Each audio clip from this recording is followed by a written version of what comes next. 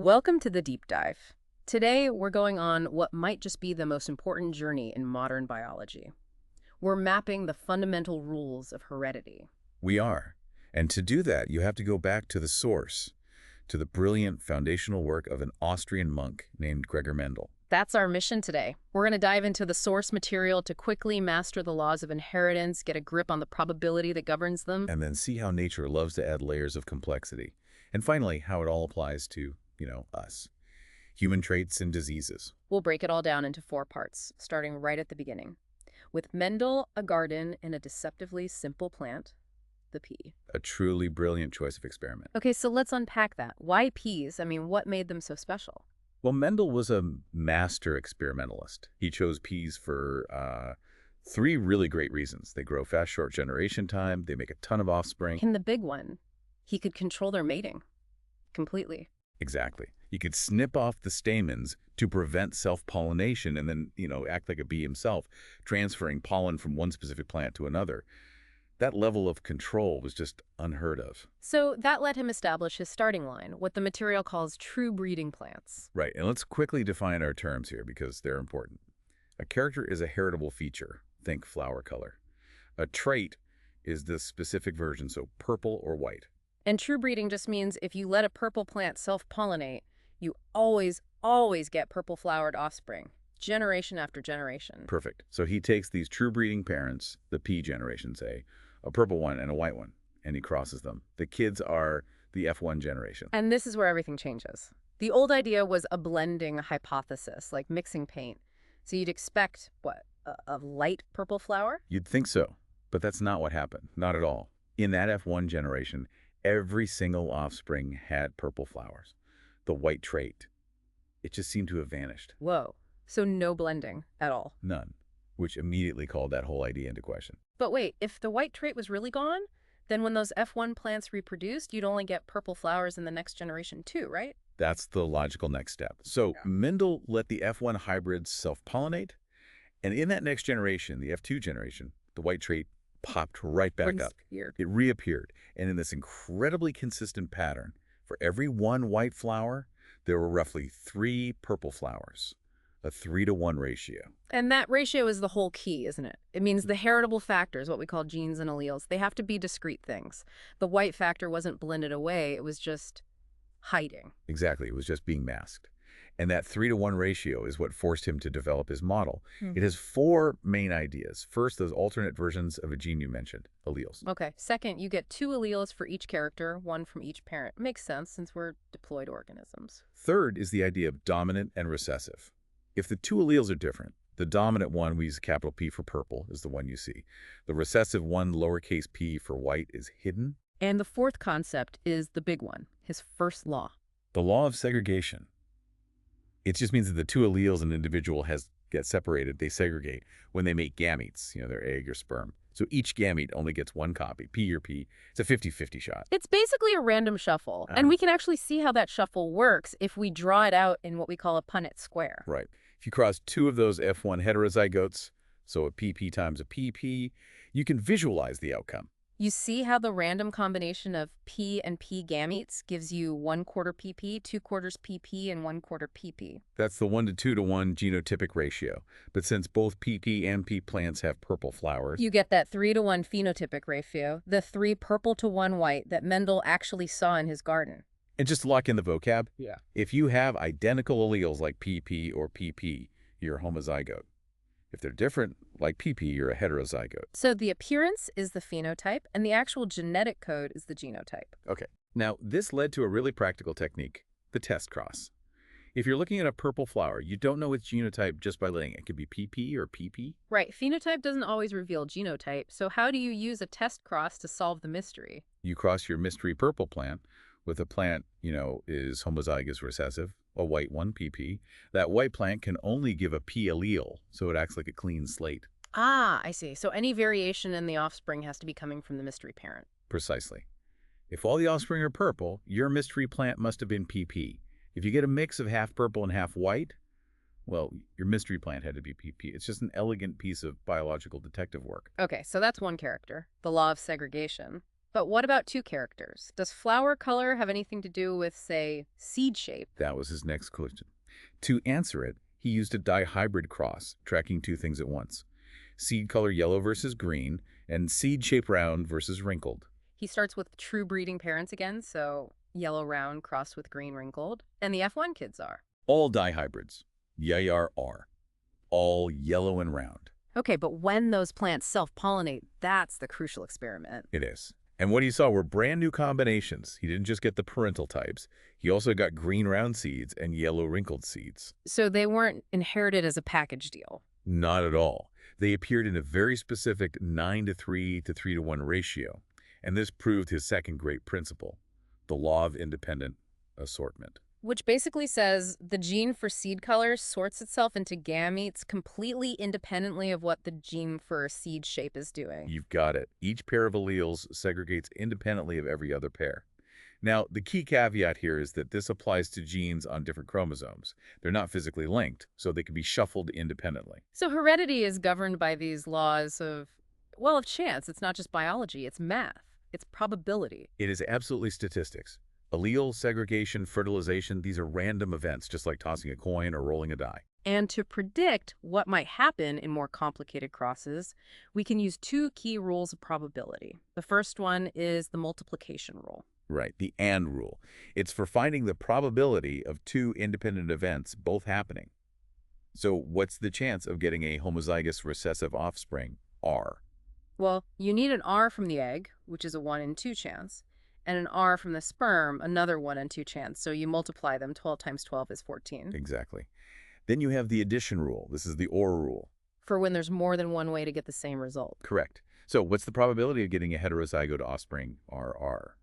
Well, you could get R from the egg and R from the sperm. That's a 14 chance. Or you could get R from the egg and R from the sperm, another 14 chance. So you add them, 14 plus 14 equals 12. And this is where it gets really powerful.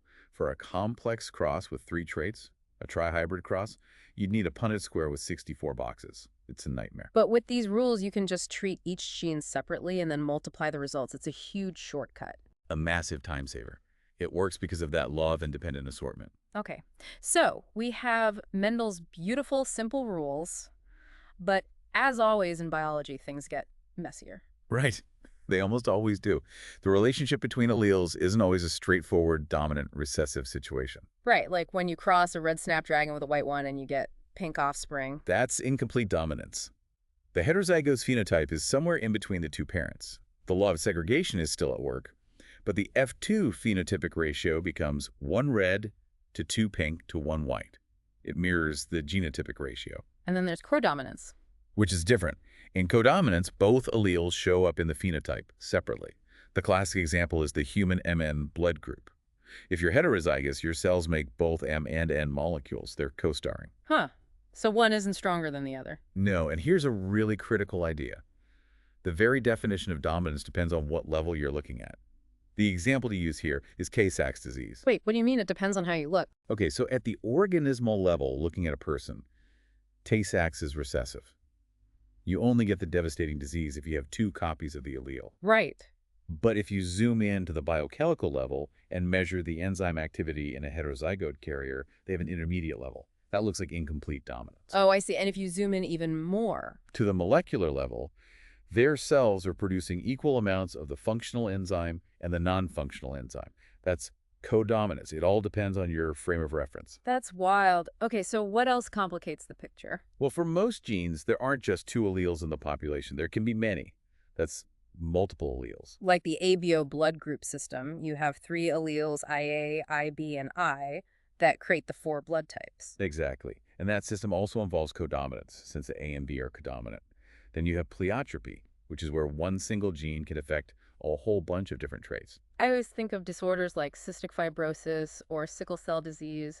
One small genetic change causes this whole cascade of symptoms throughout the body. That's a perfect example. And then you have genes interacting with each other.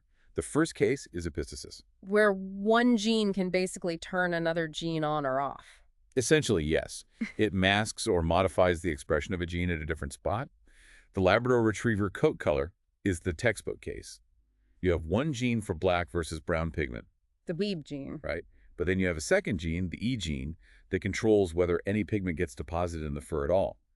If a dog has two recessive E alleles, it's going to be yellow, period. Doesn't matter if it has the genes for black or brown fur. So the E gene is epistatic to the B gene. It overrules it. And it changes that classic 9.3.3.1 dihybrid ratio to 9 black, 3 chocolate, and 4 yellow labs. And then you have the opposite situation, polygenic inheritance, where lots of genes all contribute to a single trait. Correct. This is what gives us quantitative characters, traits that vary along a continuum, like human height or skin color. It's not an either thing. So with skin color, you have multiple genes, and the dark alleles are additive. The more you have, the darker the skin. And that's what creates that classic bell curve distribution we see for so many traits. Which brings us to the final piece of the puzzle, the environment. These are the multifactorial characters. The ultimate nature and nurture debate. These are traits, usually polygenic, that are also influenced by environmental factors. Think of hydrangea flowers changing color based on soil acidity. Or, for us, things like heart disease risk, which depends on both your genes and your lifestyle. Okay, so let's apply all these rules to humans. We can't do breeding experiments, obviously, so how do we track these traits? We use pedigree analysis. It's basically a family tree that tracks a specific trait.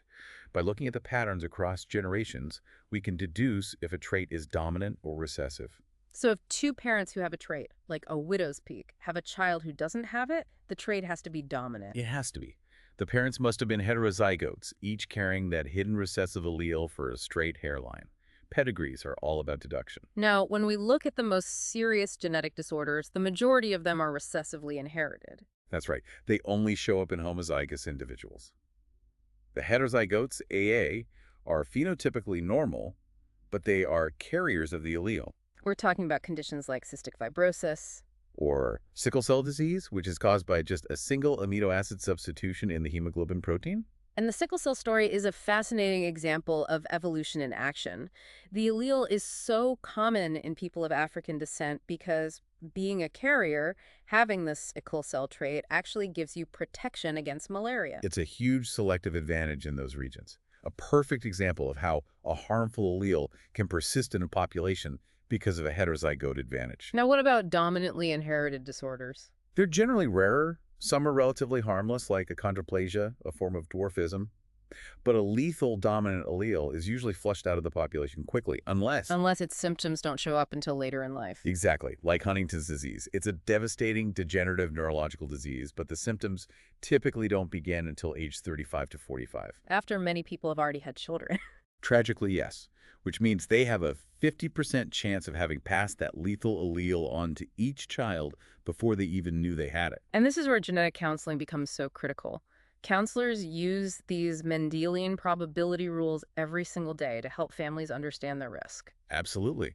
They can calculate, for example, that if two people are both siblings of someone with a recessive lethal disease, the risk of their child having the disease is precisely 1 in 9.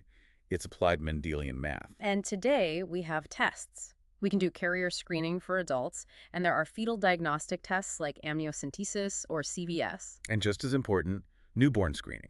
The test for PKU, for example.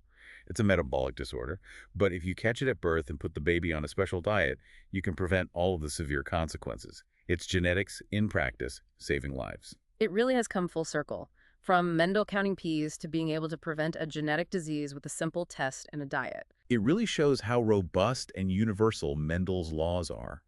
Even the complicated stuff we talked about, epistasis, polygenic traits, they aren't exceptions to his rules. They're just extensions built upon that same solid foundation. So here's a final thought for you to consider. We can now test for complex late-onset diseases like Huntington's. We can identify carriers for hundreds of conditions. How do we, as a society, balance a person's right to know their own genetic information against the very real danger of genetic discrimination, say, in insurance or employment? That's a profound and difficult question. Our technical ability to read the genetic code is moving so much faster than our ethical and social frameworks for handling that information. It really requires all of us to have a basic grasp of these principles to make informed choices going forward. A powerful point to end on. Thank you for joining us on this deep dive into the very foundations of genetics. We hope you feel better equipped with this essential biological roadmap. Until next time, keep exploring.